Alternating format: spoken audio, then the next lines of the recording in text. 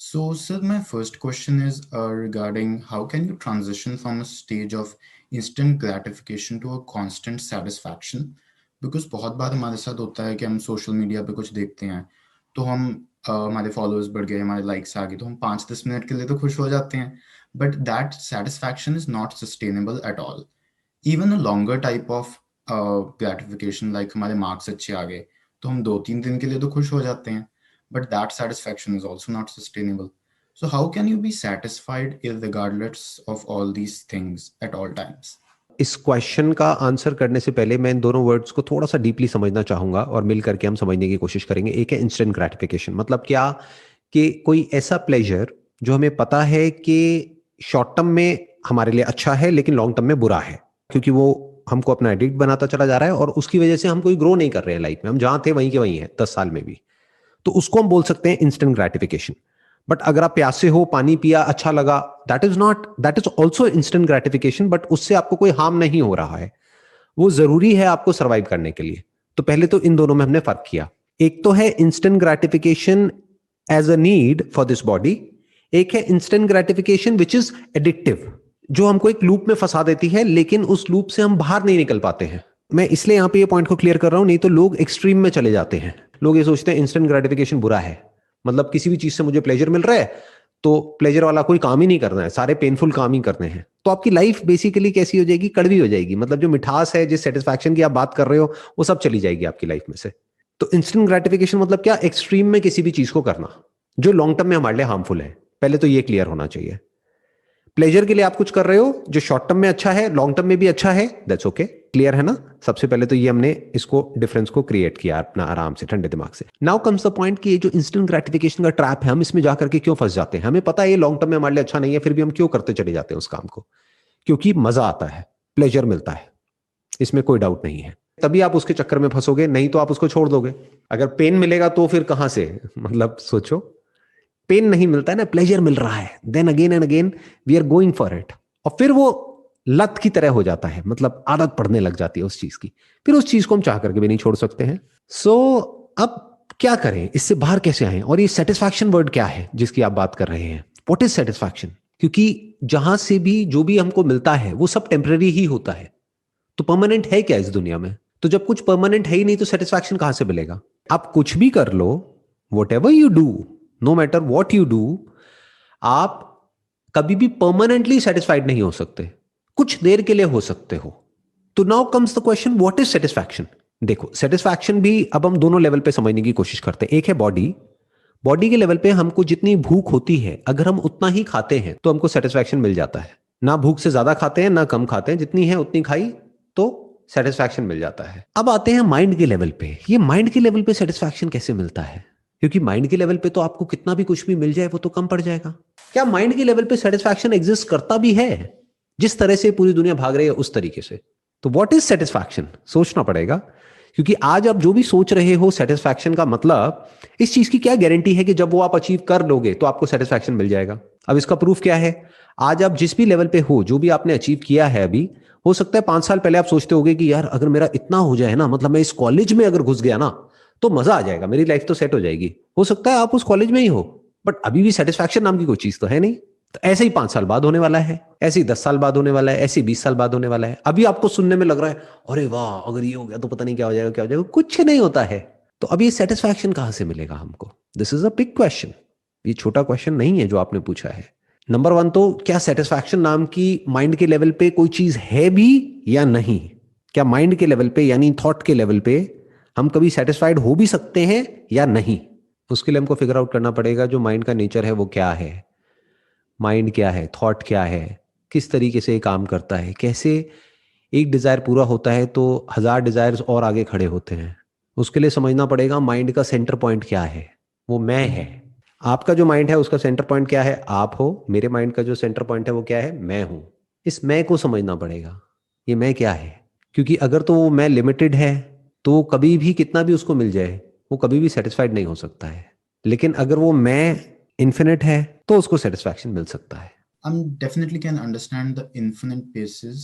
Can you expand on that कि हम infinite हैं और कैसे ये मैं अभी ये नहीं कह रहा कि आप इन्फिनिट हो, बट मैं कह रहा हूं कि हो सकता है आप इन्फिनिट हो लेकिन खुद को फाइनाइट समझते हो। अगर तो आप इस चीज को डिस्कवर कर लेते हो, मतलब आपको बनना नहीं है, क्योंकि बनोगे कैसे? जो लिमिटेड है वो अनलिमिटेड कैसे हो जाएगा, और जो अनलिमिटेड है वो लिमिटेड कैसे हो जाएगा? जो इन्फिनिट है वो फाइनाइट नहीं हो सकता, और जो फाइनाइट है वो कुछ भी कर ले वो इन्फिनिट नहीं हो सकता। तो समझना पड़ेगा हमारे अंदर क्या है जो फाइनाइट है और क्या है जो इन्फिनिट है, और हम दोनों में से क्या है, किसके साथ में हम आइडेंटिफाइड हैं। यानी कि थॉट के लेवल पे मैं क्या कहता हूं कि मैं क्या हूं। अगर तो मैं फाइनाइट हूं तो मुझे कितना भी मिल जाए वो कम पड़ जाएगा। इस पूरी दुनिया को भी अगर मैं जीत लूंगा वो भी कम पड़ जाएगा। दुनिया मतलब इस प्लैनेट को। तब मैं दिमाग लगाऊंगा कि अब मैं और प्लैनेट्स को कैसे जीतूं, उस पर भी मेरा कब्जा हो जाए। जैसे आपने देखा होगा टिपिकली जो पॉलिटिशियंस होते हैं वो एक स्टेट के लेवल पे जब वो पहुंच जाते हैं तो उनका दिमाग चलता है कि अब मैं कंट्री के लेवल पे कैसे पहुंचूं। कंट्री के लेवल पे पहुंच जाते हैं तो उनका होता है कि किसी तरीके से पूरी दुनिया में मेरा दबदबा हो। नीचे से नीचे लेवल पे जो आदमी बैठा हुआ है और ऊपर से ऊपर जो लेवल पर आदमी बैठा हुआ है, सबके सब फाइनाइट है। सबके सबका जो मैं है वो लिमिटेड है, वो छोटा है, वो अधूरा है। तो वो अधूरा पूरा होने के लिए कुछ पाने की कोशिश करता है, लेकिन जिसको वो पा रहा है वो भी तो अधूरा ही है। चाहे बड़ा हो सकता है, छोटा हो सकता है, बट है तो अधूरा ही। तो उससे उसकी नीड कभी भी पूरी नहीं होती है। तो अगर अपने माइंड के लेवल पे आप इन दोनों को देख लेते हैं और बारीकी से इन दोनों में फर्क कर सकते हैं, मेरे अंदर क्या है जो लिमिटेड है और क्या है जो अनलिमिटेड है, क्या अनलिमिटेड जैसा कुछ है भी मेरे अंदर, ये सब कुछ ही लिमिटेड है। जैसे देखो, एक चीज में कोई डाउट नहीं होनी चाहिए कि ये जो बॉडी है दैट इज लिमिटेड। आपकी बॉडी वहां पर है, अभी आप कनाडा में हो तो वहां पर है, इंडिया में नहीं है ना। आपका जो थॉट है वो भी लिमिटेड है। क्यों? क्योंकि आपका जो थॉट है वो आपका जो इंफॉर्मेशन अंदर फीडेड है, जो भी मेमोरी है, उसके बाहर नहीं सोच सकता है। कोई ऐसी जगह के बारे में आप सोच सकते हो जिसके बारे में ना तो आपने कभी पढ़ा है, ना सुना है, ना आपकी मेमोरी में ऐसा कुछ है? अगर ऐसी किसी जगह के बारे में आप इमेजिन भी करोगे तो आप क्या करोगे? जो आपको पता है उन दोनों चीजों को मिला करके एक जगह इमेजिन करोगे। यानी एक लाल रंग आपके माइंड में पड़ा हुआ है और एक ब्राउन कलर की जो एक फार्म लैंड होती है वो पड़ा हुआ है, तो आप क्या इमेजिन कर सकते हो? एक रेड कलर की फार्म लैंड। लेकिन ये कुछ नया इमेजिन नहीं किया आपने, आपने लाल को और एक फार्म लैंड को मिक्स कर दिया है। आप कहोगे हाँ मैं इमेजिन कर सकता हूं, मेरे माइंड में आ रहा है एक ऐसा कुत्ता जिसके सर पे सींग है। तो आपने क्या किया? किसी और जानवर के सींग उठा करके कुत्ते पे लगा दिए। एक्चुअल में आपने कोई नया कुछ क्रिएट नहीं किया है। इसको इमेजिनेशन कहते हैं। तो आपके थॉट की भी लिमिटेशन हमको क्लियर नजर आ रही है, फिर वो चाहे आपका थॉट हो चाहे मेरा थॉट हो। बट क्या इन दोनों के अलावा कुछ और भी है क्या हमारे अंदर? बॉडी और माइंड के अलावा कुछ और भी है क्या? और क्या वो लिमिटेड है या अनलिमिटेड है? अगर इसको आप बारीकी से देख पाओ और समझ पाओ तो फिर आपको ये जो सेटिस्फैक्शन है ये परमानेंट मिल सकती है। परमानेंट सेटिस्फैक्शन किसको मिल सकती है? जिसको अंदर तक ये पता लग गया है कि मैं कंप्लीट हूं अपने आप में, मुझे कुछ भी पाने की जरूरत नहीं है, कुछ भी करने की जरूरत नहीं है कंप्लीट होने के लिए। फिर आपका दूसरा सवाल आएगा कि जब हम ये जान लेते हैं तो फिर हम कुछ करेंगे ही क्यों? माइंड ऐसे चलने लग जाएगा।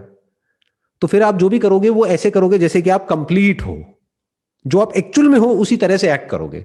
तो जो कंप्लीट है वो कैसे एक्ट करेगा?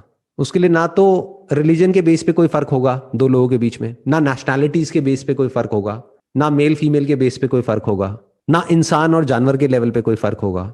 उसके दिमाग में किसी भी तरह का कोई फर्क होगा ही नहीं। उसके लिए सब एक होंगे। वो सबके लिए अच्छा ही सोचेगा, बुरा सोच ही नहीं सकता, क्योंकि सब कुछ उसमें ही है। सब कुछ किस में है? इन्फिनिट में ही है। जो भी फाइनाइट है उसको एग्जिस्ट करने के लिए कोई इन्फिनिट फील्ड तो होनी चाहिए ना। साइंटिफिकली भी यही है ना। इस पूरे यूनिवर्स को एग्जिस्ट करने के लिए एक ऐसी फील्ड होनी चाहिए जिसको जीरो पॉइंट फील्ड बोलते हैं, जो हो जिसपे ये सब कुछ टिका हुआ हो, जो खुद चेंज ना होती हो लेकिन ये पूरा चेंजिंग फिनोमेना उसमें हो। तो आप इन दोनों में से क्या हो? क्या आप वो चेंजलेस फील्ड हो? यानी एक तरह की एक मूवी चल रही है, लाइफ को देखो एक मूवी की तरह, एक स्क्रीन पे चल रही है। तो वो स्क्रीन नहीं बदलती है, स्क्रीन वहीं की वहीं है। अब स्क्रीन पे जो भी कुछ हो रहा है उससे स्क्रीन को कोई फर्क नहीं पड़ता है। मूवी कैसी भी हो, अच्छी हो बुरी हो, मूवी चलती रहती है। अगर मूवी में कोई न्यूक्लियर वेपन ब्लास्ट कर गया है तो उससे स्क्रीन नहीं फट जाती है, स्क्रीन वहीं की वहीं रहती है। हो सकता है आप वो स्क्रीन की तरह हो, या हो सकता है अभी बेसिकली क्या है, इस पूरी मूवी में आपको एक कैरेक्टर नजर आ रहा है जिसको अभी आप शीशे में देखते हो। आप कहते हो मैं ये हूं और मैं सिर्फ ये ही हूं। तो क्या आप उस कैरेक्टर को देखने वाले हो या आप वो कैरेक्टर हो? जो कैरेक्टर है वो फाइनाइट है और जो उसको देखने वाला है यानी कॉन्शियसनेस वो इन्फिनिट है। जो कॉन्शियसनेस है वो सब में अलग अलग नहीं है, कॉन्शियसनेस एक ही है, but the content of consciousness appears to be different. जैसे कोई मूवी देख रहे हो स्क्रीन के ऊपर, तो जो भी कुछ दिख रहा है वो किस में दिख रहा है? आपकी ब्रेन में ही तो दिख रहा है, आपको ही तो दिख रहा है।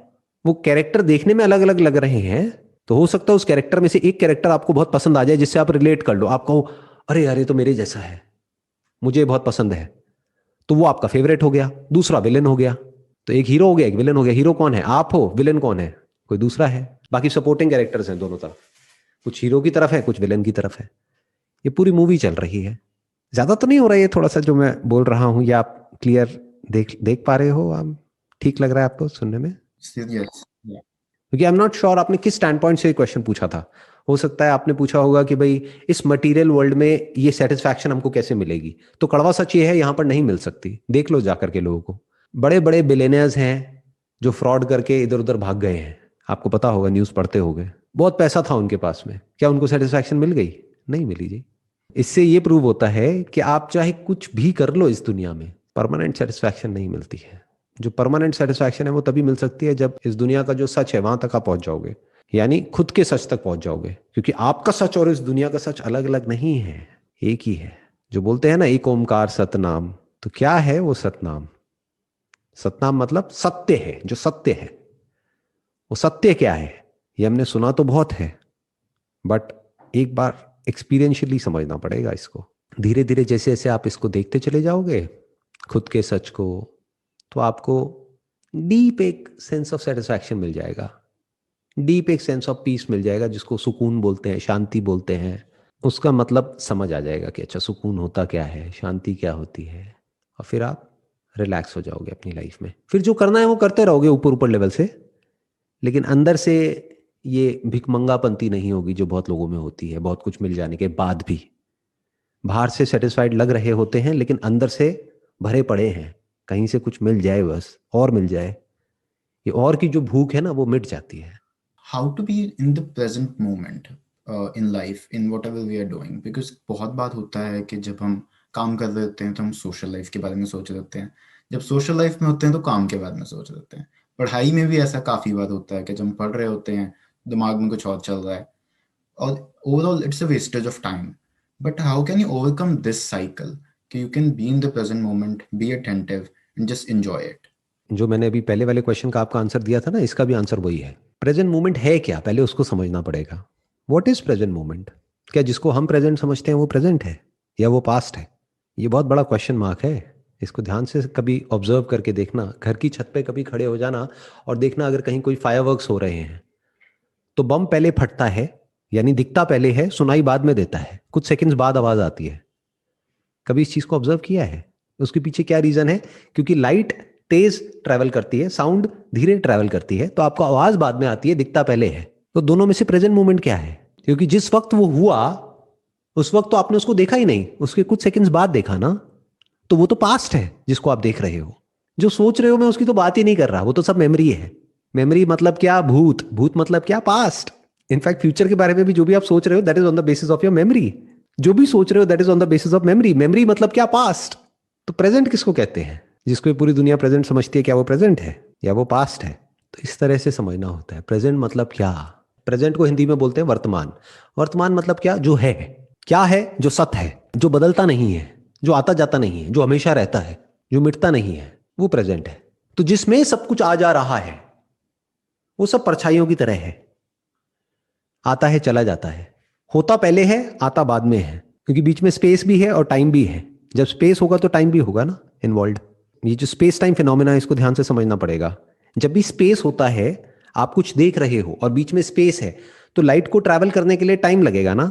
जैसे फॉर एग्जाम्पल, बड़ा सिंपल एग्जाम्पल देता हूं, आप रात को आज अपने घर की छत पे चले जाना और आसमान में कुछ तारे देखना। जो भी तारे आपको दिख रहे हैं, क्या वो हैं या वो थे? आराम से सोचना, आराम से गूगल करना, एक बार स्टडी करना इसके ऊपर।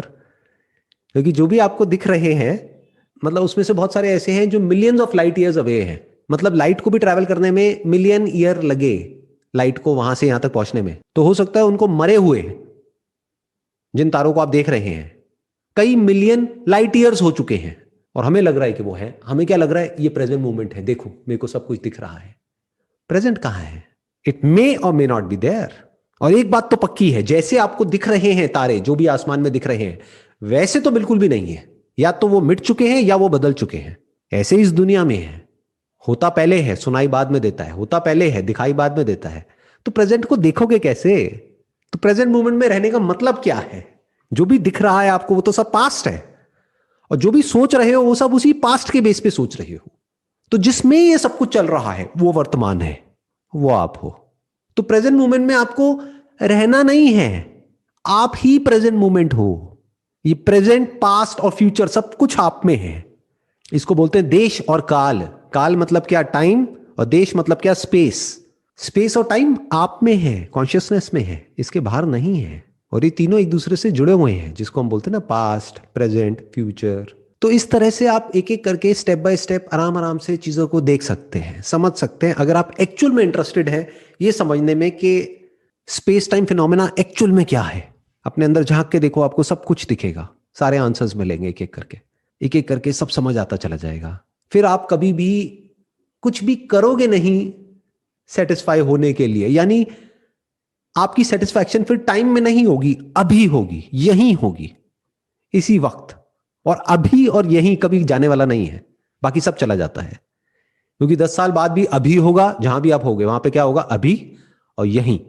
तो अभी में कहीं पर भी बैठे बैठे आप एक सेकंड में देख सकते हो कि आप क्या हो, और उस लेवल पर कुछ भी नहीं बदल रहा है, सब कुछ वैसा ही है जैसा पहले था। पहले मतलब कब? हजारों साल पहले जो था वैसा ही अभी है, वैसा ही रहने वाला है, कुछ नहीं बदला है। ऊपर ऊपर लेवल पे सब कुछ बदल रहा है, वो बदलता रहेगा। तो इस तरह से आराम से देखना होता है। तो हमारे को जो ये कॉन्सेप्ट्स हैं of time, space, consciousness, happiness, satisfaction, peace of mind, ये सारी चीज़ें क्लियर होने लग जाती हैं।